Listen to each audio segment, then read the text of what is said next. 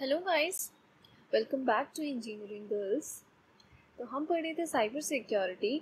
आज पढ़ेंगे unit 3 which is tools and methods used in cyber crime. तो इसका सिलेबस है introduction to cyber crime, then proxy servers and anonymiser, phishing, password cracking, keyloggers, spywares, virus, worms, Trojan horses and backdoors, steganography, DOS, DDoS attacks, SQL injection, buffer overflow, attacks on wireless network, phishing, identity theft, and introduction to phishing and identity theft. Okay, so let's get started. तो हम introduction में देख लेते हैं, सबका एक overview देख लेते हैं पहले. So what are proxy server and anonymiser? They are the methods जो हम यूज़ करते हैं अपनी आइडेंटिटी को छुपाने के लिए या अपनी लोकेशन को छुपाने के लिए इंटरनेट पे. देन फिशिंग एक टेक्निक है लोगों से अपनी उनकी इंफॉर्मेशन को निकलवाना विदाउट देयर नॉलेज.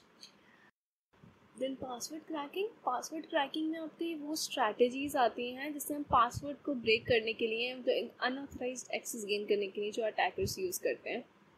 देन की लॉगर्स एंड स्पाईवेयर्स, वो सॉफ्टवेयर हैं जो आपकी एक्टिविटी को रिकॉर्ड करते हैं. देन वायरस एंड वर्म्स, एक मेलिशियस सॉफ्टवेयर है जो डिज़ाइन किया गया है मतलब सिस्टम को ख़राब करने के लिए, जो अटैकर्स यूज़ करते हैं सब. Trojan horse and backdoor, programs हैं हमारे जो अनऑथराइज्ड एक्सेस गेन करने के लिए यूज़ किए जाते हैं. जैसे अब एक स्टेगनोग्राफी हमारे एक तरीका है इंफॉर्मेशन को हाइड करना किसी और चीज़ के अंदर, मतलब एक नॉन सस्पिशियस डेटा जिस पे आप शक भी नहीं कर सकते कि उसके अंदर कुछ और हो सकता है, तो वो होता है हमारा स्टेगनोग्राफी. देन है DOS एंड DDoS, यानी denial of service and distributed denial of service. इन सब के बारे में हम डिटेल में पढ़ेंगे आगे. तो ये है हमारा कि ये सर्विसेज को जो है वो डिसरप्ट कर देता है कि हम अपनी ही सर्विसेज को जो है वो सही से यूज़ नहीं कर पाते. अटैकर इस तरह से ये अटैक करता है. देन है SQL इंजेक्शन, कि हमारे SQL कोड में कुछ ऐसा मेलिशियस कोड डाल देना जिसकी वजह से हम अपनी वेबसाइट जो है वो हमारी सही से नहीं चल पाती है. देन है बफर ओवरफ्लो एक टेक्निक है मेमोरी मैनेज को एक्सप्लॉइट करने की, यानी मेमोरी सही से मैनेज नहीं हो पाती, ओवरफ्लो हो जाती है, तो वो बफर ओवरफ्लो है. Then attacks on wireless network, इसमें बहुत सारे मेथड्स हैं कि वायरलेस नेटवर्क सिक्योरिटी को ख़राब करने के लिए तो उसमें क्या क्या अटैक कर सकते हैं, तो हम इनके बारे में डिटेल में पढ़ते हैं. तो हम स्टार्ट करते हैं अपना प्रॉक्सी सर्वर से. Proxy server act as an intermediary between a user's computer and an internet. Proxy server जो है वो एक मीडिएटर का काम करता है यूज़र कंप्यूटर के बीच में और इंटरनेट के बीच में. ये रिक्वेस्ट रिसीव करता है यूज़र से और फॉरवर्ड कर देता है सर्वर को, एंड फिर सर्वर से अपना रिस्पॉन्स लेता है और यूज़र को वापस दे देता है. एक मीडिएटर की तरह काम करता है. जैसे एक ने उसको इन्फॉर्मेशन दी आगे पास करने के लिए, तो जिसको वो इन्फॉर्मेशन दे रहा होता है उसको नहीं पता कि वो इन्फॉर्मेशन कहाँ से आई होती है, और जो इन्फॉर्मेशन वापस वो देता है रिसीवर को, सेंडर को, तो उसको ये नहीं इन्फॉर्मेशन पता होती है कि वो कहाँ से आई है. तो ये प्रॉक्सी की तरह काम करता है. देन इसका यूजेस क्या है साइबर क्राइम में, वो कैसे यूज़ करते हैं? IP एड्रेस को हाइड कर देता है. साइबर क्रिमिनल्स जो है वो प्रॉक्सी सर्वर को कैसे यूज़ करते हैं, अपना रियल IP एड्रेस को छुपा लेते हैं जिसकी वजह से उनको ट्रेस करना मुश्किल हो जाता है. नेक्स्ट है accessing the restricted content. Proxies can bypass the geographical restrictions and access the blocked websites. Proxies जो है वो जितने भी रिस्ट्रिक्शंस है उनको ऐसे ही बाईपास कर लेता है और ब्लॉक्ड वेबसाइट्स में एक्सेस जो है वो ले सकता है attackers. Anonymous browsing, they enable the anonymous web browsing which is essential for illicit activities. मतलब ये इंटरनेट पे ऐसे ही वेब ब्राउजिंग करेंगे कि पता नहीं चलेगा कि कौन उसको यूज़ कर रहा है, तो ये illicit एक्टिविटीज़, इलीगल एक्टिविटीज़ के लिए अटैकर्स यूज़ करते हैं. देन टूल्स जो हम प्रॉक्सी सर्वर के लिए यूज़ करते हैं, टूल्स हैं हमारे HTTP proxy, socks proxy and transparent proxy. कुछ टूल्स के नाम है जिसमें से आप 1-2 लिख सकते हो एग्जाम में। तो पहला HTTP प्रॉक्सी है। ये HTTP रिक्वेस्ट को जो है वो रूट कर देता है एक प्रॉक्सी सर्वर के थ्रू, ताकि यूज़र की ब्राउजिंग को जो है वो एनोनिमाइज किया जाए, वही मतलब कि उसको छुपाया जा सके। नेक्स्ट है हमारा सॉक्स प्रॉक्सी। ये वेरियस टाइप के इंटरनेट ट्रैफिक को सपोर्ट करता है, जिसमें HTTP, FTP एंड SMTP कुछ प्रोटोकॉल्स आते हैं by routing them through a proxy server. ये भी वही कि इनके ट्रैफिक को, इनकी रिक्वेस्ट को दूसरे उसमें नेटवर्क में रूट कर देता है। देन ट्रांसपेरेंट प्रॉक्सी है। It redirects the user without their knowledge, often used in cyber cafe and public Wi-Fi. ये जो है वो यूज़र के रिक्वेस्ट को रीडायरेक्ट कर देता है उनके बिना बताए। ये साइबर कैफ़े और पब्लिक वाईफाई में यूज़ किया जाता है। अब हमारे एडवांटेजेस एंड चैलेंजेस हैं प्रॉक्सी सर्वर के। एडवांटेजेस हैं कि प्रॉक्सी सर्वर जो है इनहेंस्ड प्राइवेसी प्रोवाइड करता है, यानी यूज़र के IP एड्रेस को एकदम इस तरह से छुपा देता है कि उसको ट्रेस करना मुश्किल हो जाता है। देन रिस्ट्रिक्टेड कंटेंट में एक्सेस अलाउ करता है, ताकि हम वेबसाइट्स जो जिसमें उसका एक्सेस जो है वो ब्लॉक्ड है उसको भी एक्सेस कर पाता है प्रॉक्सी सर्वर के थ्रू। सिक्योरिटी को इम्प्रूव करता है, can filter out the malicious content and block the harmful websites. Proxy server malicious content को फिल्टर भी कर सकता है और उसमें से हार्मफुल वेबसाइट्स को ब्लॉक कर देता है। Load balancing, distribute the network traffic across multiple servers, hence enhancing the performance and reliability of websites and services. Network traffic को डिस्ट्रीब्यूट कर देगा मल्टीपल सर्वर्स में, जिससे परफॉर्मेंस इनहेंस हो जाती है। और देन है बैंडविड्थ सेविंग। बैंडविड्थ का यूसेज रिड्यूस करता है और रिसोर्स का एक्सेस का स्पीड बढ़ा देता है। Anonymity for business, It allows companies to conduct market research and competitor analysis anonymously. मतलब इसमें कुछ analysis हम anonymously कर सकते हैं कि दूसरों को पता ना लगे। बिजनेस में इसका इस तरह यूज़ किया जाता है। अब इसके कुछ चैलेंजेस हैं कि परफॉर्मेंस में कुछ चैलेंज है कि proxy can introduce the delay as traffic is route through additional server. Traffic को रूट कर दिया जाता है जिसकी वजह से उसमें कुछ डिले आ सकता है, तो ये एक चैलेंज हो गया। दूसरा है availability. Proxy can be unreliable with potential downtime affecting the connectivity. Proxies जो है वो हमारा unreliable भी हो सकता है। Security risk है। Proxy can be compromised leading to the data interception and misuse. Security का रिस्क है कि इसमें डेटा का जो है वो मिसयूज़ हो सकता है। IP एड्रेस का blocking, website and services may block the known proxy IP addresses. Websites और सर्विसेज जो है वो कुछ नोन प्रॉक्सी IP एड्रेस को भी ब्लॉक कर देते हैं। Then limited encryption. अब सारी प्रॉक्सीज जो है वो इंक्रिप्शन प्रोवाइड नहीं करते, जिससे डेटा जो है वो वीक ही रहता है। तो नेक्स्ट है हमारा टॉपिक एनोनिमाइजर्स।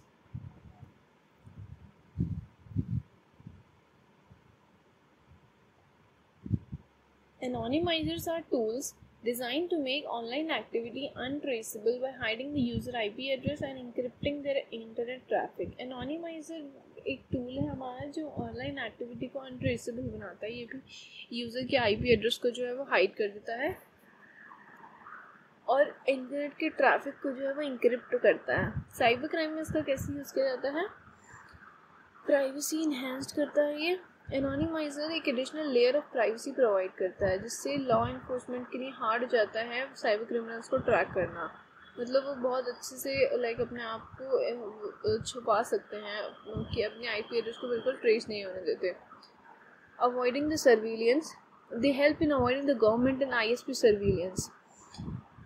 अब ये सर्विलेंस को अवॉइड करती हैं, यानी गवर्नमेंट और इंटरनेट सर्विस प्रोवाइडर ने जितने भी कुछ रिस्ट्रिक्शंस लगाए हैं उसको जो है ये अवॉइड कर सकता है। मेंटेनिंग द एनोनिमिटी, अब ये अपनी एनोनिमिटी को जो है वो अच्छे से मेंटेन करता है इलीगल एक्टिविटी के लिए, जैसे हैकिंग, डेटा थेफ्ट और साइबर स्पायोनेज। ये साइबर क्राइम में एनोनिमाइजर्स का इस तरह यूज़ है। अब इसमें क्या क्या टूल्स यूज़ किए जाते हैं, तो वो है हमारे यहाँ पे टूल्स होगा एनोनिमाइजर के लिए। तो इसमें क्या क्या टूल यूज़ किए जाते हैं? VPN, virtual private network TOR onion router है, और ये सॉक्स प्रॉक्सी। VPN क्या करता है? इंक्रिप्टेड कनेक्शंस को क्रिएट करता है over the internet, masking the user IP address and location.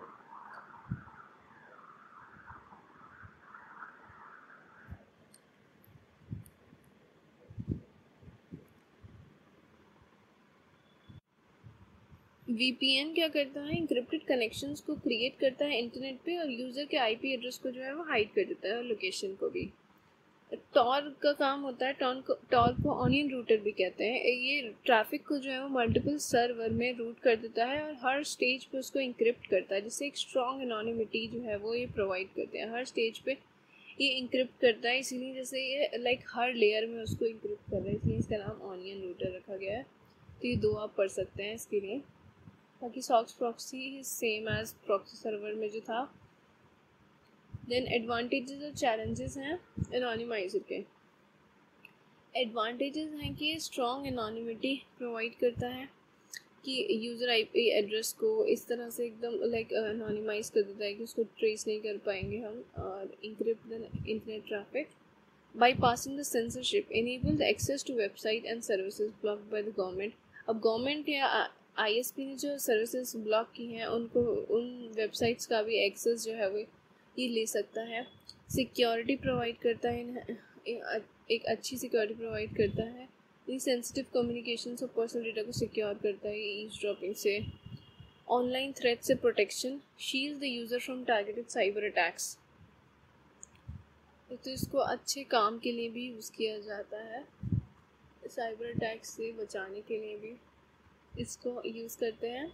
Safe public WiFi usage, encrypted traffic on unsecure networks. Unsecure network पे ये ट्रैफिक को इंक्रिप्ट कर देता है, जिससे एक सेफ ब्राउजिंग एक्सपीरियंस हमें मिलता है पब्लिक और वाईफाई हॉटस्पॉट्स पे।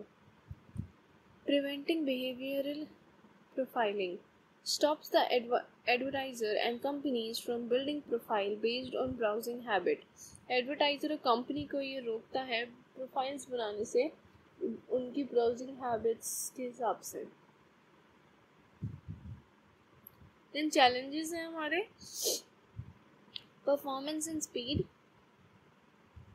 एनोनिमाइजर स्पेशली जैसे टॉर है, वो सिग्निफिकेंटली जो है वो इंटरनेट की स्पीड को कम कर देता है।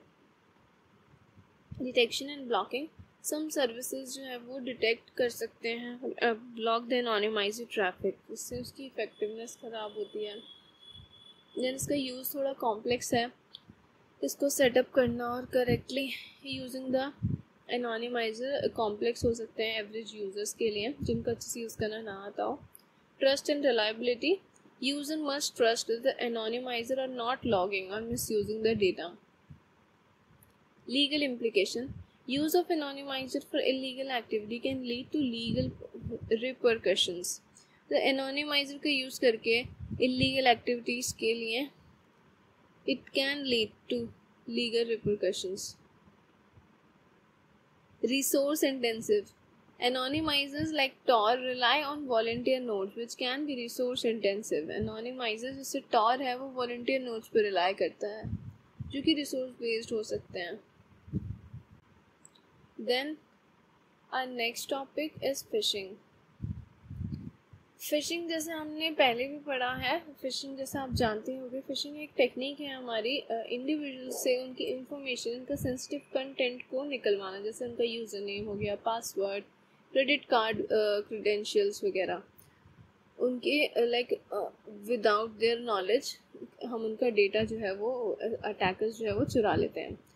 It involves impersonating a legitimate entity through a various communication channel to trick victims into revealing their private information। ये legitimate एक मतलब known source की तरह act करते हैं और user को लगता है कि ये एक legitimate trusted source है कि उसको आप अपना data दे सकते हो, तो वो उसमें फंस जाते हैं। Common type की phishing techniques होती हैं हमारी कुछ। पहला है email phishing, most common form है हमारी, जहाँ पे अटैकर एक फ्रॉडलेंट ईमेल भेजता है जो कि एक ट्रस्टेड सोर्स से लगता है आया हुआ। तो इसका एक एग्जांपल है कि ईमेल दैट लुक्स लाइक कि वो एक बैंक से आया है जो वेरिफिकेशन मांग रहा है, उस पर अगर आप क्लिक करते हो तो आप वहाँ फंस जाओगे। सेकेंड है spear phishing, more targeted form है ये फिशिंग की, which aims at specific individually organization. It uses the personal information to craft convincing and personalize message. तो स्पीयर फिशिंग एक टारगेटेड फॉर्म हुई कि अगर आपको किसी स्पेसिफिक इंडिविजुअली ऑर्गेनाइजेशन पे टारगेट करना है तो आपके पास उसका पर्सनल इंफॉर्मेशन होगा, जिससे आप उससे जो है वो और उसकी इंफॉर्मेशन निकलवा सकते हो और लेजिटिमेट ट्रस्टेड सोर्स की तरह एक्ट करके। देन वेलिंग एक स्पीयर फिशिंग का ही टाइप है जो टारगेट करता है हाई प्रोफाइल इंडिविजुअल्स को, जैसे लीडर्स वगैरह किसी ऑर्गेनाइजेशन में। जैसे आप इसका एग्जांपल है ईमेल, जो एक एक्ट करेगा कि वो सीईओ की रिक्वेस्ट है सेंसिटिव कंपनी की इंफॉर्मेशन मांगने के लिए तो बहुत से लोग जो है उसको दे देंगे ट्रस्टेड समझ के। तो ये एक टाइप हो गया फिशिंग का। नेक्स्ट है SMS फिशिंग, जिसको हम स्मिशिंग भी कहते हैं। अब SMS टेक्स्ट मैसेज के थ्रू अगर आपको वो किया जा रहा है फिशिंग का तरीका, अगर SMS के थ्रू है rather than ईमेल, तो वो हमारा स्मिशिंग है। देन है wishing which is voice fishing.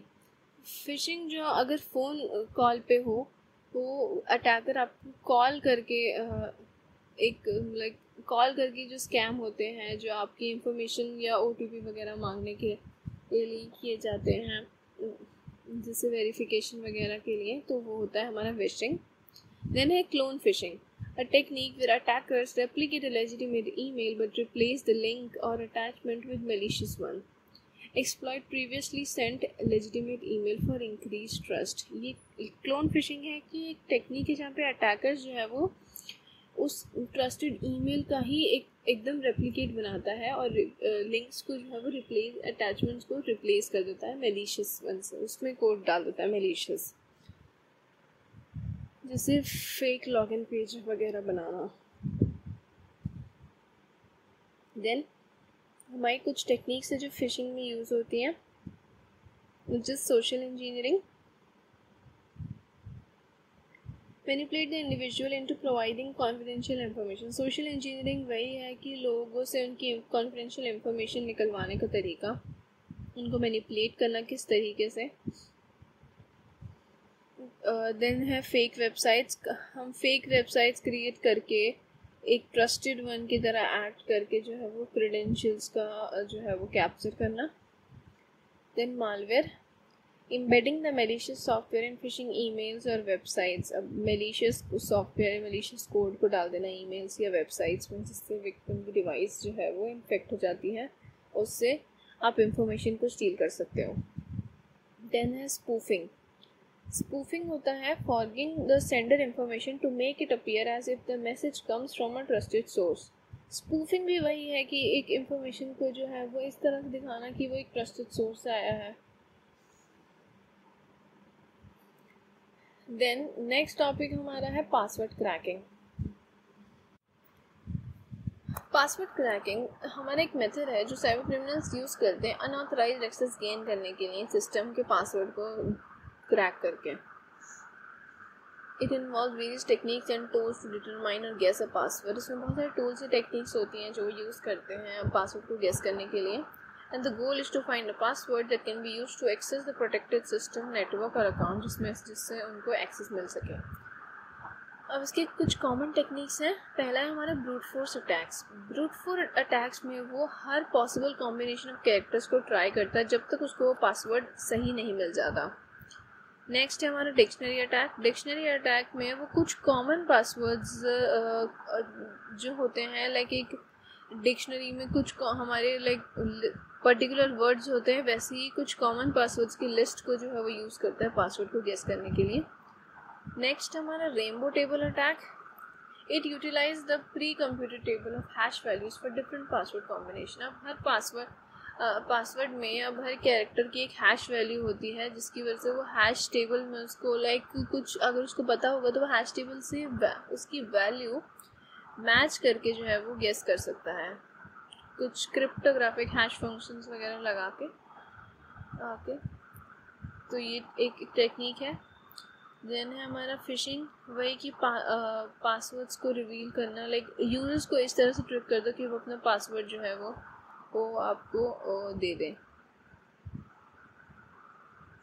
जैसे इसका एक एग्जांपल है कि ईमेल जो आपको प्रिटेंड कर रहा है कि वो बैंक से आया हुआ है अपने पास पासवर्ड को कंफर्म करने के लिए तो अगर किसी ने आपका अपना पासवर्ड ऐसे डाल दिया तो उसका पासवर्ड जो है वैसे चला जाएगा, जिससे अटैकर्स उसका यूज़ कर सकता है। देन है हमारा की लॉगिंग।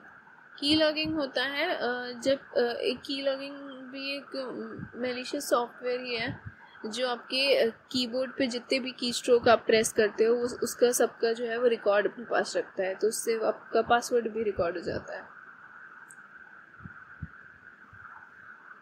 अब नेक्स्ट है, इसमें कुछ टूल्स हमारे यूज़ होते हैं। ये हमारे कुछ टेक्निक्स थे पासवर्ड क्रैकिंग के। देन अब इसमें क्या क्या टूल्स यूज़ किए जाते हैं। फर्स्ट है जॉन द रिपर, नेक्स्ट है Hashcat, then Cain and Abel, Hydra और Aircrack NG. John the Ripper है कि open source password cracking tool है जो वेराइटी ऑफ हैश टाइप को सपोर्ट करता है, जिसमें हमारे ब्रूट फोर्स, डिक्शनरी और अदर क्रैकिंग मोड्स आते हैं। हैशकैट एक एडवांस पासवर्ड रिकवरी टूल है जो जीपीयू एक्सेलरेशन को सपोर्ट करता है। Cain Abel Windows based tool है पासवर्ड रिकवरी के लिए। Then Hydra parallelised network login cracker है।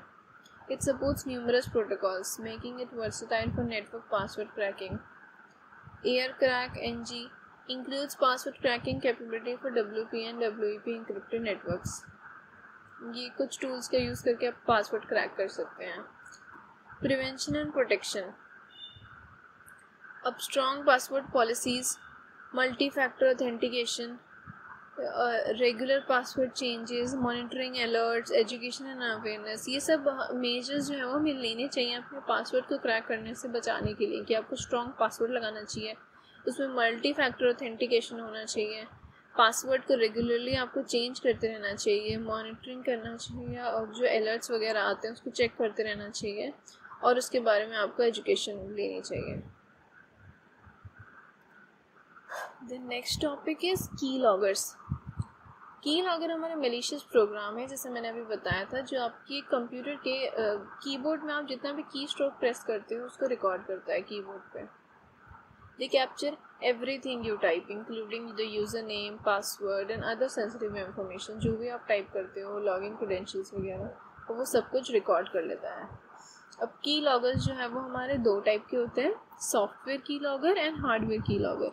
सॉफ्टवेयर की लॉगर मैलिशियस सॉफ्टवेयर है जो इंस्टॉल होता है कंप्यूटर के विक्टिम के कंप्यूटर पे to log the key strokes. Victim के कंप्यूटर में इंस्टॉल कर लिया, देन इसका इंस्टॉलेशन है कि often install through phishing emails. Phishing emails के थ्रू ये लिंक क्लिक करके ये जो है वो इंस्टॉल हो सकते हैं मैलिशियस वेबसाइट्स की वजह से। और इसकी कैपेबिलिटी है कि it can capture the keystroke, it take the screenshot और log the clipboard activity and send the collected data to the attacker. Next है हार्डवेयर की लॉगर, की ये फिजिकल डिवाइसेस जो आपके कंप्यूटर के कीबोर्ड में जो है वो अटैच कर दी जाएंगी या फिर कीबोर्ड के अंदर लगा दी जाती हैं। इसमें फिजिकल एक्सेस चाहिए ये विक्टिम डिवाइस के लिए, विक्टिम डिवाइस का फिजिकल एक्सेस चाहिए इसको लगाने के लिए। अब ये क्या करता है, ये भी की स्ट्रोक्स को रिकॉर्ड करता है डायरेक्टली कीबोर्ड से, और इसमें कुछ बिल्ट इन स्टोरेज या वायरलेस ट्रांसमिशन कैपेबिलिटीज होती हैं जो ये अटैकर को डेटा सेंड कर देगा। देन साइबर क्राइम में इसका कैसे यूज़ करते हैं, क्रेडेंशियल थेफ्ट के लिए कि अगर ये यूज़र नेम, पासवर्ड और आपकी सेंसिटिव इन्फॉर्मेशन को कैप्चर कर लेगा तो इससे अनऑथराइज्ड एक्सेस जो है वो आप गेन कर सकते हैं। Then surveillance, monitoring the activity of individual और एम्प्लॉयज विदाउट द नॉलेज, उनकी एक्टिविटीज़ को मॉनिटर कर सकता है। देन फाइनेंशियल फ्रॉड है, सेंसिटिव इन्फॉर्मेशन को जो है ये स्टील कर लेगा, जैसे आपके क्रेडिट कार्ड नंबर्स या बैंकिंग डिटेल्स। तो ये सारे इसके यूज़ हैं साइबर क्राइम में। तो कुछ टूल्स जो इन हार्डवेयर और सॉफ्टवेयर की लॉगर्स में यूज़ किए जाते हैं वो है हमारे हार्डवेयर में है की ग्रैबर USB की लॉगर, और की लॉग PS2 की लॉगर। सॉफ्टवेयर में हमारे लॉग कीज जो लिनक्स में यूज़ होता है, py की लॉगर, refog की लॉगर और इमोटेट। इनका इंफॉर्मेशन नोट्स में प्रोवाइडेड है, आप इसको एक बार रीड कर लेना। इसमें से कोई भी मतलब एक एक टूल भी अगर आपको याद रहता है तो आप एग्जाम में लिख सकते हैं। Then our next topic is virus.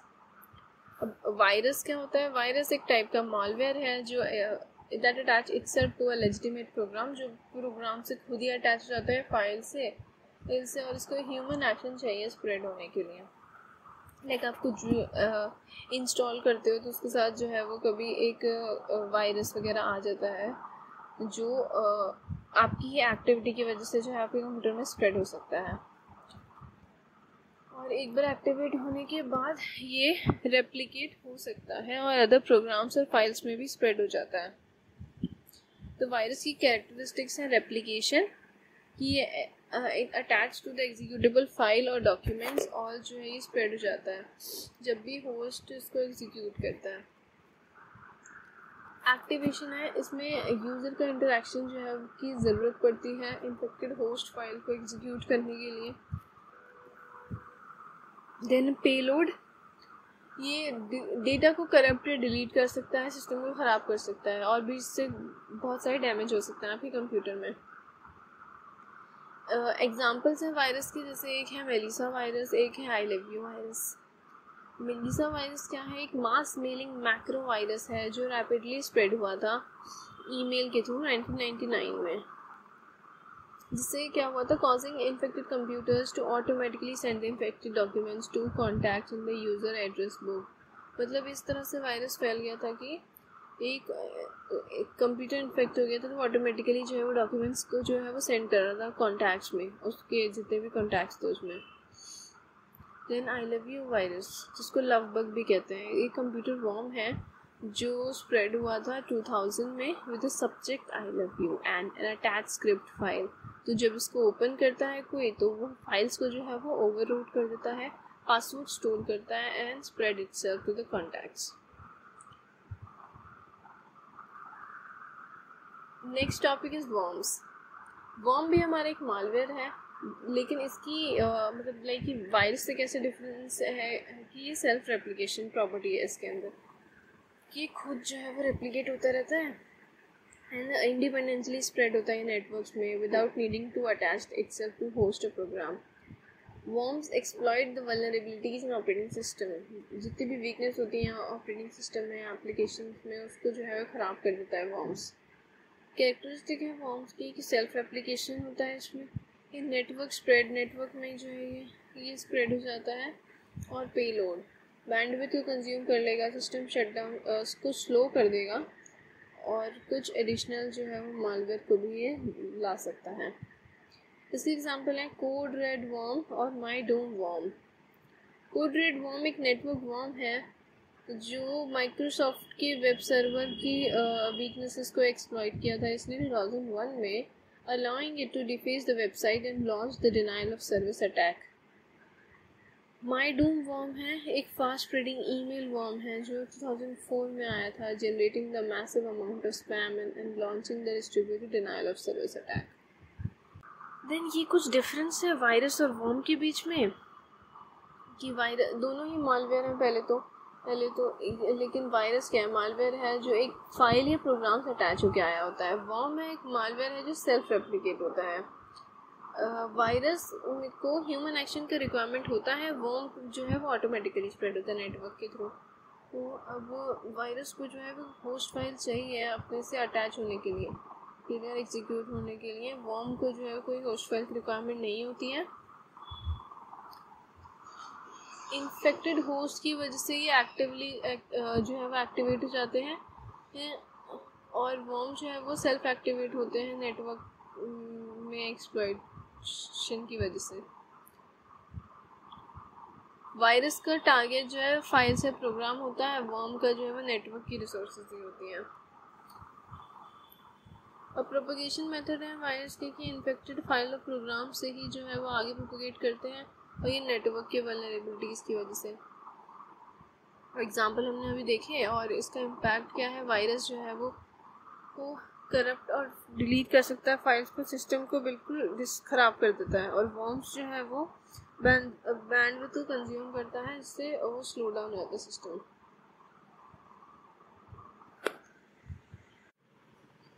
Trojan horse हमारा क्या है? ट्रोजन हॉर्स एक टाइप का मालवेयर है जो अपने आप को डिस्गाइज करता है as a legitimate software to deceive the user into installing it. मतलब ट्रोजन हॉर्स अपने आप को एक ऑथेंटिकेटेड ट्रस्टेड सॉफ्टवेयर की तरह दिखाता है यूज़र्स को डिसीव करने के लिए कि वो उसको इंस्टॉल कर लें। और एक बार यूज़र ने उसको इंस्टॉल कर लिया तो वो मेलिशियस एक्टिविटी परफॉर्म करता है, लाइक आपका डेटा को स्टील कर लेता है, अदर मालवेयर इंस्टॉल कर सकता है और बैकडोर्स क्रिएट कर लेता है। ट्रोजन हॉर्स की कैरेक्टरिस्टिक है कि डिसेप्टिव अपीयरेंस है, ये एक लेजिटिमेट सॉफ्टवेयर की तरह अपीयर होता है और सॉफ्टवेयर या फाइल की तरह दिखता है। ये एक ट्रस्टेड यूज़र को ट्रिक करने के लिए कि वो उसको डाउनलोड करे और एग्जीक्यूट कर ले। देन पेलोड डिलीवरी, ये डिलीवर करता है वेरियस टाइप के पेलोड को, जैसे स्पाईवेयर, रैंसमवेयर या एडिशनल मालवेयर भी अपने साथ लेके आता है। ये यूज़र का इंटरेक्शन चाहिए होता है इसको ट्रोजन को एग्जीक्यूट करने के लिए। इसका एग्जांपल है हमारे ज़ीउस ट्रोजन और इमोटेड। ज़ीउस ट्रोजन एक हाईली सोफिस्टिकेटेड ट्रोजन है हमारा, जो बैंकिंग फ्रॉड के लिए यूज़ किया जाता है, फाइनेंशियल इंफॉर्मेशन को स्टील करने के लिए, जिसमें हम की स्ट्रोक्स का की लॉगर्स को यूज़ करते हैं। लाइक की स्ट्रोक्स को ये वो कर लेता है अपने पास स्टोर और स्क्रीनशॉट्स कैप्चर करता है। It often spreads through phishing emails and drive bye downloads. Emoted initially एक बैंकिंग ट्रोजन है ये भी। Emoted evolve into a malware distributor delivering the other malware such as ransomware। ये भी फिशिंग ईमेल्स के through जो है वो स्प्रेड होता है, जिसमें हमारे मलिशियस का अटैचमेंट्स होती हैं। नेक्स्ट है ट्रोजन हॉर्सेस की, मतलब एक ट्रोजन हॉर्स की एक इंटरेस्टिंग स्टोरी है जिसके नाम पे ट्रोजन हॉर्स रखा गया है, जिसके बारे में आपने शायद पढ़ा हो पहले कभी या सुना हो। तो ट्रोजन हॉर्स का टर्म जो है वो ग्रीक स्टोरी से इंस्पायर है, ग्रीक सोल्जर्स से आया है कि ग्रीक में एक वॉर हुई थी जहाँ पे ग्रीक सोल्जर्स ने अपने आप को जो है वो एक बड़े से वुडन हॉर्स के अंदर छुपा लिया था, एक ट्रॉय नाम की सिटी में एंटर करने के लिए। अब ट्रोजन्स ने जो है वो हॉर्स को खरीदा, अब हॉर्स को लेके आया अपनी सिटी में as a victory trophy, not realizing it conceal कि उसमें एनिमी सोल्जर्स हैं। और जब उसके गेट्स को खोला अंदर से तो वो सारे जो है वो उन्होंने हमला कर दिया। वैसे ही साइबर सिक्योरिटी में ट्रोजन हॉर्स जो है वो मेलिशियस सॉफ्टवेयर की तरह ही है, जो अपने आप को एक लेजिटिमेट प्रोग्राम की तरह, हार्मलेस प्रोग्राम की तरह दिखाता है और जो है उसके बाद अटैक आकर कोई अलाउ करता है कि वो यूज़र के सिस्टम में एक्सेस गेन कर लें। तो ये एक ट्रोजन हॉर्स की स्टोरी थी। देन हमारा टॉपिक है बैकडोर। बैकडोर क्या होता है? अब बैकडोर एक मेथड है जिसमें अटैकर जो है वो अनऑथराइज्ड रिमोट एक्सेस को गेन करता है कंप्यूटर के सिस्टम में, जिससे वो जो नॉर्मल ऑथेंटिकेशन मैकेनिज्म होता है उसको बाईपास करते हुए बैकडोर्स जो है वो इंस्टॉल कर सकते हैं हम ट्रोजन, वॉर्म्स या अदर मालवेयर के थ्रू भी, और they can be deliberately placed bye software developer for maintenance purposes. यानी बैकडोर्स का जो है वो दोनों तरीके से यूज़ किया जा सकता है। हम इसको लाइक डेवलपर्स जो है वो अच्छे काम उसको के लिए भी यूज़ कर सकते हैं, मेंटेनेंस पर्पसेस के लिए भी यूज़ किया जाता है वैसे तो, और लेकिन अटैकर्स जो है वो इसका यूज़ करते हैं अनऑथराइज्ड एक्सेस गेन करने के लिए। जिसकी कैरेक्टरिस्टिक्स है अनऑथराइज्ड एक्सेस गेन करता है ये, persistence यानी often designed to remain the undetected and maintain the access over time, कि अनडिटेक्टेड ही रहे, अपने आप को इस तरह डिज़ाइन किया गया है। एक्सप्लॉयटेशन, कि ये डेटा को जो है वो स्टील करने के लिए यूज़ किया जाता है, एडिशनल मालवेयर इंस्टॉल करने के लिए। अब बैकडोर के कुछ एग्जांपल हैं। बैक ओरिफाइस नेटबस, बैकडोर टूल है बैक ओरिफाइस जो अलाउ करता है remote control of window based system के लिए, विंडोज़ के अंदर, often used for unauthorized access and control. It was originally released by a hacking group to demonstrate the security weakness in Windows. ये hacking group के द्वारा ही बनाया गया था to demonstrate the security weaknesses Windows में। नेटबस एक backdoor application है जो अलाउ करता है remote control of Windows computer, often used maliciously to spy on the user, steal data or control the bus। ये यूजर्स पे जो है नज़र रखने के लिए उसके आता है, उनका डेटा को लेने के चुराने के लिए, कुछ सिस्टम पे कंट्रोल करने के लिए। ये भी बैक वेरीफाइज की तरह सिमिलर ही है, लेकिन ये ज़्यादा यूज़र फ्रेंडली इंटरफेस है इसका। तो ये दो एग्जांपल हैं बैकडोर के जो आप लिख सकते हैं। Then our next topic is steganography. Steganography क्या है? ये एक टेक्निक है जो आपके सीक्रेट डेटा को हाइड करने के लिए यूज़ किया जाता है with non suspicious ordinary files और मैसेजेस के अंदर to avoid detection. Unlike encryption, which makes the data unreadable without a decryption key, steganography conceals the existence of the hidden data। मतलब स्टेगनोग्राफी क्या है? आपके सीक्रेट डेटा को ये किसी और फाइल में, जो कि उतना जो ऑर्डिनरी फाइल होती है, जो आम दिखने वाली चीज़ें होती है, उसके अंदर आपके सीक्रेट डेटा को जो है हाइड कर देता है। तो जैसे कि इंक्रिप्शन में डेटा को अनरीडेबल फॉर्मेट में बना दिया जाता है, और जब तक आपके पास डिक्रिप्शन की नहीं होती आप उसको रीड नहीं कर सकते। तो स्टेगनोग्राफी वैसा नहीं है। स्टेगनोग्राफी में बस डेटा को जो है वो हाइड कर दिया जाता है एक ऑर्डिनरी फाइल के अंदर, जिससे उसका प्राइवेसी जो है वो सिक्योरिटी मेंटेन रहती है। कुछ कॉमन मेथड्स हैं हमारे स्टेगनोग्राफी के, वो है हमारे इमेज स्टेगनोग्राफी में क्या होता है कि डेटा को जो है वो डिजिटल इमेजेस के अंदर हाइड कर दिया जाता है, जिससे कि उसकी जैसे पिक्सल वैल्यूज़ जो है वो बढ़ा दी जाए, उसके अंदर उसमें जो है वो डेटा को हाइड कर दिया जाता है। इसका एग्जांपल है कि least significant bit modification, where the least significant bit of each pixel को चेंज कर दिया जाता है हिडन मैसेज को एम्बेड करने के लिए। इसका एक टूल है स्टेग हाइड, एक ओपन सोर्स स्टेगनोग्राफी टूल है जो डेटा को हाइड करता है वेरियस इमेजेस में। अब नेक्स्ट है ऑडियो स्टेगनोग्राफी। ये सीक्रेट इमेज को जो है वो एम्बेड करता है ऑडियो फाइल्स में by modifying the audio samples. इसका एग्जांपल है LSB coding, phase coding and echo hiding techniques. Stego audio एक टूल है जो सीक्रेट मैसेज को ऑडियो फाइल्स में एम्बेड करने के लिए यूज़ किया जाता है। तो यानी इमेजेस में आप डेटा हाइड कर रहे हो तो वो इमेज स्टेगनोग्राफी हो गया, ऑडियो फाइल्स में हाइड कर रहे हो तो ऑडियो स्टेगनोग्राफी। और इनके एक टूल का नाम याद कर लो, स्टेग हाइड है और स्टेगो ऑडियो है। देन है वीडियो स्टेगनोग्राफी, वही कि इंफॉर्मेशन को आप वीडियो फाइल्स में हाइड कर दो, फिर दो वीडियो के फ्रेम्स में कुछ चेंज करके, उसके पिक्सल्स चेंज करके वो वीडियो स्टेगनोग्राफी हो जाएगा, जिसका टूल है ओपन स्टेगो। ये ओपन सोर्स टूल है जो इमेज स्टेगनोग्राफी के लिए बनाया गया है, ये बनाया गया था, लेकिन अब ये वीडियो स्टेगनोग्राफी को भी सपोर्ट करता है।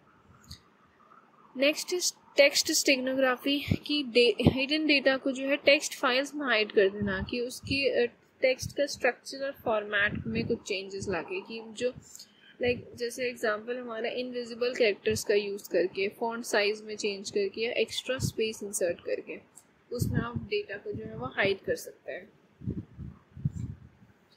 दिस एग्जांपल है एक स्टेगो नोट, एक टूल है जो हिडन टेक्स्ट को जो है वो एम्बेड करता है नोट्स या डॉक्यूमेंट्स में कैरेक्टर्स वगैरह का यूज़ करके। नेक्स्ट है हमारा नेटवर्क स्टेगनोग्राफी। इंफॉर्मेशन को नेटवर्क ट्रैफिक में जो है वो एम्बेड कर देना कम्युनिकेशन प्रोटोकॉल्स में। इसका एग्जांपल है using unused header fields in TCP और IP पैकेट्स और modulating the timing of packet transmission to carry the hidden messages. जो हेडर फील्ड्स का यूज़ नहीं करते हैं IP या TCP पैकेट्स में, उसका यूज़ करके आप डेटा को हाइड करते हैं इसमें, जिसका एक टूल है नेटस्टैक। देन एडवांटेजेस स्टेगनोग्राफी के इनविजिबिलिटी, प्लॉजिबल डिनाइबिलिटी और वर्सेटैलिटी, कि हिडन डेटा जो है वो is not apparent to the casual observer. Hidden data जो है वो आप ऑब्जर्व किसी भी ऐसी ऑब्जर्वर जो है वो उसको देख नहीं सकता, ताकि ये डिफ़िकल्ट बना देता है कि इसको डिटेक्ट करना विदाउट स्पेशलाइज्ड टूल्स। जब तक आपके पास वो टूल्स नहीं होंगे तो आप उस हिडन डेटा को नहीं देख सकते। नेक्स्ट है कि the presence of hidden data can be easily denied as the carrier file appears normal. तो हिडन डेटा का प्रेजेंस जो है वो हम इजीली जो है वो डिनाई कर सकते हैं कि उसमें कुछ नहीं है ऐसा हिडन डेटा, क्योंकि वो कैरियर फाइल्स जो है वो हमारी नॉर्मली अपीयर होती हैं। तो नेक्स्ट है एक और एडवांटेज की can be applied to various type of digital media, जैसे इमेज, ऑडियो, वीडियो, टेक्स्ट, किसी में भी जो है वो आप यूज़ करके हाइड कर सकते हो अपना डेटा। अब इसमें कुछ चैलेंजेस भी हैं। चैलेंजेस हैं कि इसकी डिटेक्शन जो है वो डिफ़िकल्ट है, कि स्टेगनोग्राफिक कंटेंट को आइडेंटिफाई करना, उनमें कुछ एडवांस एनालिसिस और डिटेक्शन टूल्स लगते हैं, जिसका यूज़ करना थोड़ा कॉम्प्लेक्स हो जाता है। ये वही कि कॉम्प्लेक्स है। इफ़ेक्टिव स्टेगनोग्राफी मेथड्स जो अनडिटेक्टेबल हैं वो कॉम्प्लेक्स हो सकते हैं कभी कभी और टाइम कंज्यूमिंग भी। काउंटर मेजर्स हैं कि स्टेगनालिसिस टेक्निक्स का यूज़ करना, जैसे स्टैटिस्टिकल एनालिसिस, मशीन लर्निंग और पैटर्न रिकॉग्निशन हिडन डेटा को डिटेक्ट करने के लिए। तो ये हमारे कुछ चैलेंजेस हो गए। डिनाइल ऑफ सर्विस अटैक है कि अब ये it involves a single source that floods a target system with excessive traffic और request, exhausting the resources and making it unavailable to legitimate users। Target system को जो है वो इस तरह लाइक फ्लड कर देना, बिल्कुल एक सिंगल सोर्स से एक्सेसिव ट्रैफिक के साथ या रिक्वेस्ट इतनी सारी उस सर्वर पे जो है वो डाल देना, जिससे जो लेजिटिमेट यूजर्स होते हैं उनके लिए भी उसको एक्सेस करना जो है वो डिफ़िकल्ट हो जाता है। वो है कि डिनाइल ऑफ सर्विस अटैक। अब कुछ कॉमन मेथड्स हैं इस अटैक के, कि वो है फ्लड अटैक और रिसोर्स एग्जॉशन। फ्लड अटैक में क्या करता है, ये टारगेट को मैसिव वॉल्यूम ऑफ ट्रैफिक से जो है वो अटैक करना। Resource exhaustion, consuming the server resources like CPU, memory और बैंडविड्थ। सर्वर की रिसोर्सेज को जो है ये कंज्यूम करता है। उसके कोई एग्जांपल है आईसीएमपी फ्लड और TCP send flood। Overwhelms a target with ICMP echo request packets consuming the network bandwidth and resources। TCP send flood exploit the TCP handshake process by sending a flood of SYN request, जिससे server resources जो है वो exhaust हो जाती हैं। Prevention और mitigation techniques हैं इसकी। Rate limiting, restricting the number of requests from a single IP address। Prevention कैसे कर सकते हैं कि लाइक एक सिंगल आईपी एड्रेस से जो है वो उसकी नंबर ऑफ रिक्वेस्ट जो है वो को हम रिस्ट्रिक्ट कर सकते हैं। फायर वॉल्स का यूज़ करें कि configure firewalls to filter out the malicious traffic. जितना भी मैलिशियस ट्रैफिक है उसको फिल्टर आउट करते फायर वॉल्स का यूज़ करें। Intrusion detection system, monitoring for unusual traffic patterns. अगर कुछ भी ट्रैफिक पैटर्न में जो है वो आपको अनयूजुअल दिखता है तो उसको जो है वो मॉनिटरिंग करना चाहिए। नेक्स्ट है distributed denial of service. Distributed denial of service में क्या होता है कि it amplifies the impact of denial of service attack by using multiple compromise system, often part of a botnet to flood the। इसमें botnet का use करके जो है वो टारगेट को हर तरफ से जो है वो फ्लड कर देता है ट्रैफिक से फ्रॉम वेरियस सोर्सेज। अब डिनाइल ऑफ सर्विस में ये था कि सिंगल सोर्स से आप जो है वो टारगेट फ्लड कर रहे थे, उस पर इतना सारा ट्रैफिक लोड कर रहे थे। But distributed denial of service में ये बॉटनेट का यूज़ करता है और हर तरफ से जो है वो टारगेट को ट्रैफिक से फ्लड कर देगा, making it harder to defend against.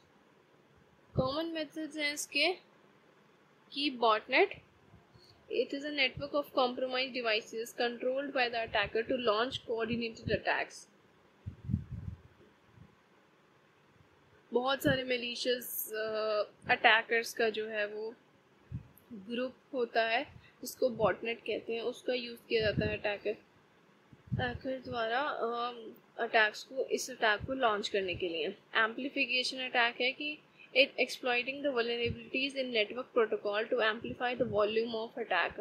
उस अटैक के वॉल्यूम को और ज़्यादा एम्पलीफाई बढ़ाने के लिए एम्पलीफिकेशन अटैक करते हैं. Then application layer attack, targeting the specific application और service with a high volume of request.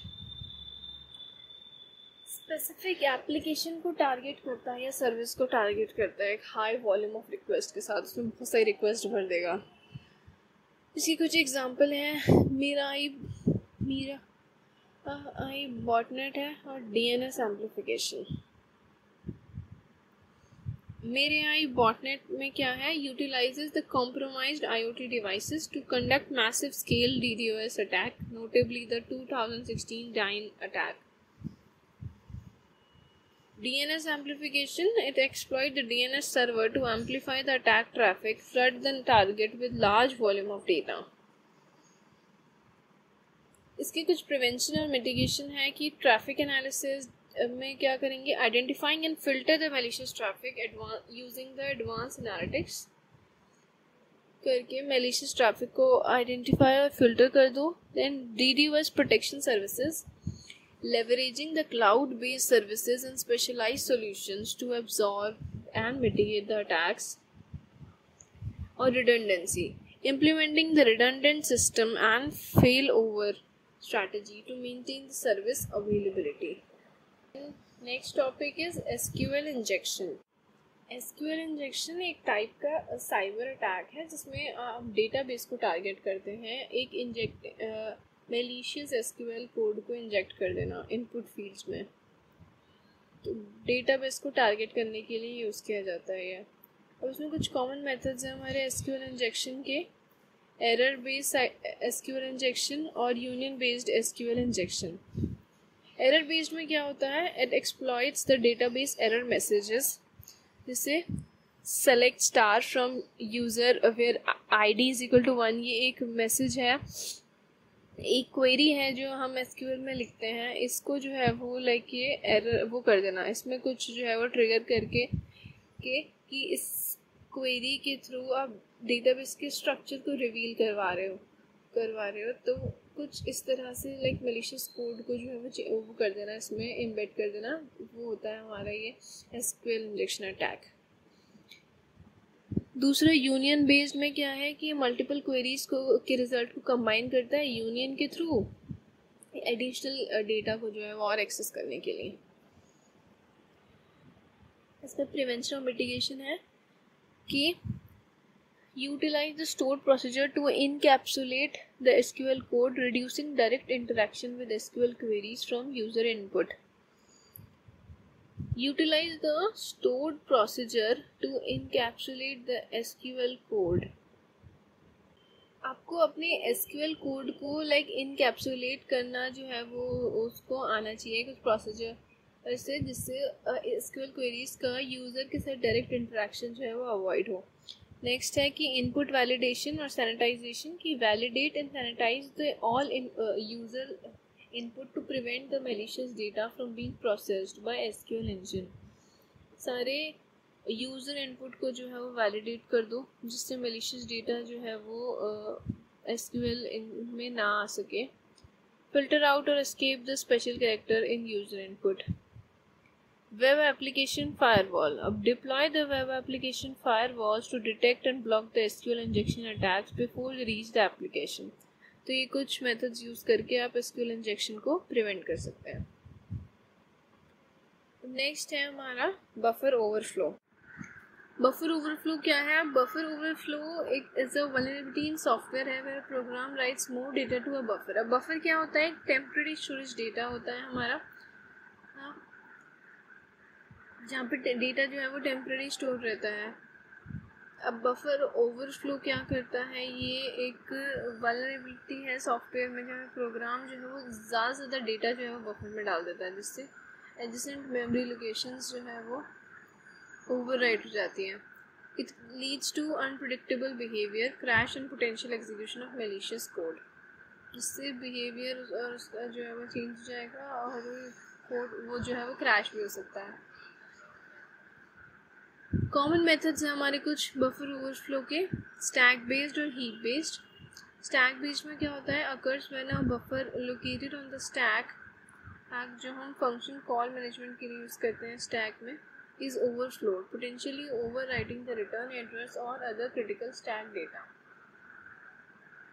Heap based में क्या होता है, involve the overflowing buffer in the heap, जो डायनेमिक मेमोरी है, जहाँ पर memory is allocated for object at run time.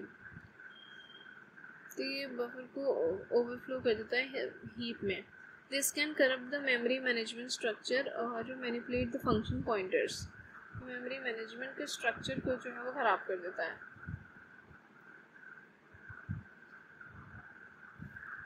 तो बफर ओवरफ्लो में हमारा इतना था। देन हमारा लास्ट टॉपिक है attacks on wireless networks. Wireless networks are the particularly vulnerable to various type of attacks due to their reliance on radio communication, making them susceptible to interception and interference.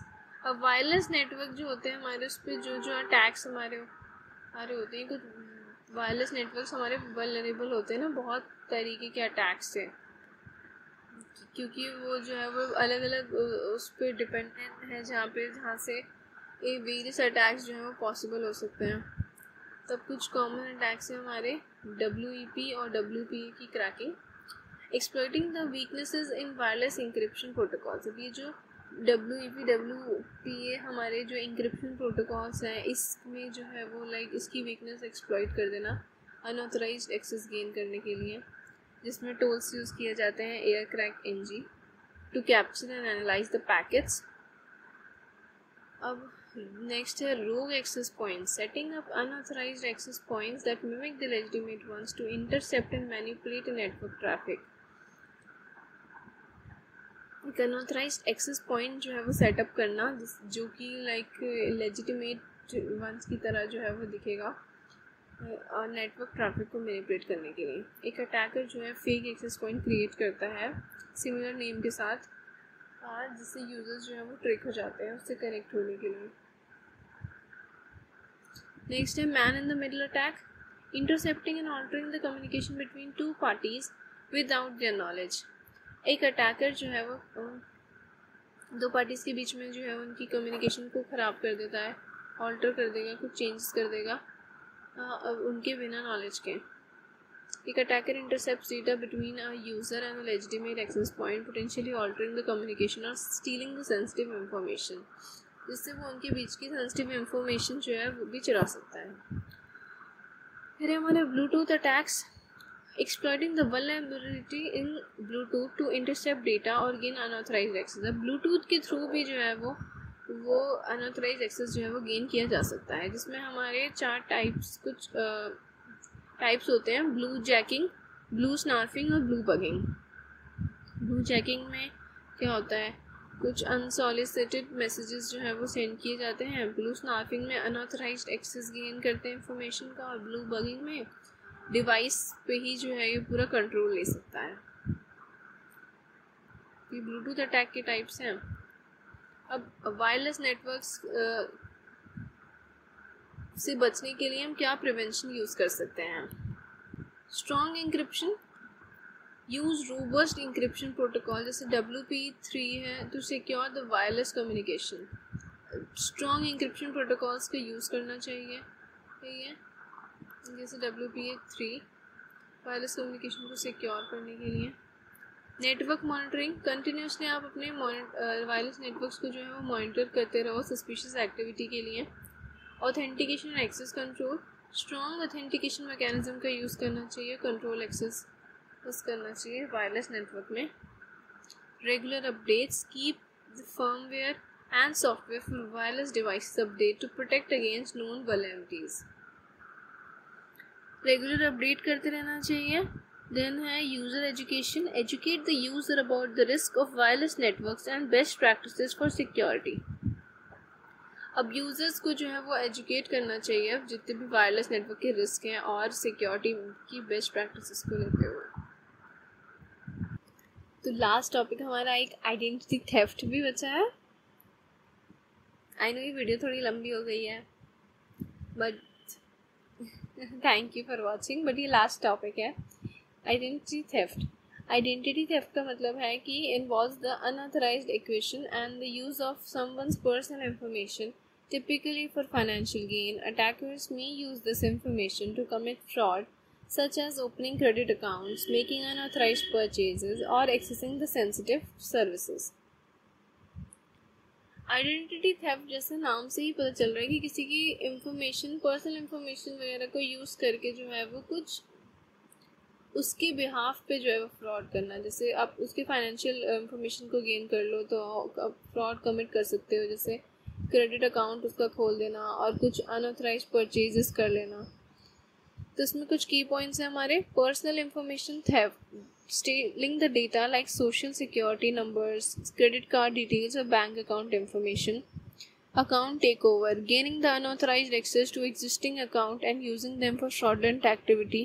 Unauthorized access gain करके उनके accounts में और fraudulent activity करना. Then synthetic identity theft, creating a new identity by combining the real and fake information to open the new accounts. Medical identity theft है using someone else's identity to receive the medical services, potentially leading to inaccurate medical records. तब इसकी कुछ prevention है कि secure the personal information, आपको अपनी personal information को secure करके रखना चाहिए। स्ट्रॉन्ग पासवर्ड का यूज़ करें, मल्टीपल ऑथेंटिकेशन का यूज़ करें और पर्सनल इंफॉर्मेशन को सिक्योरली स्टोर करें। Monitor the accounts, regularly check your financial statements and credit reports for unauthorised activity से बचने के लिए। Then fraud alerts, place fraud alert on credit reports to warn the creditor of potential identity theft. Fraud alerts जो है वो आपको अपने लगा ऑन रखना चाहिए जिससे आइडेंटिटी थेफ्ट से जो है वो बचा जा सके। So thank you guys for watching, मिलते हैं नेक्स्ट वीडियो में।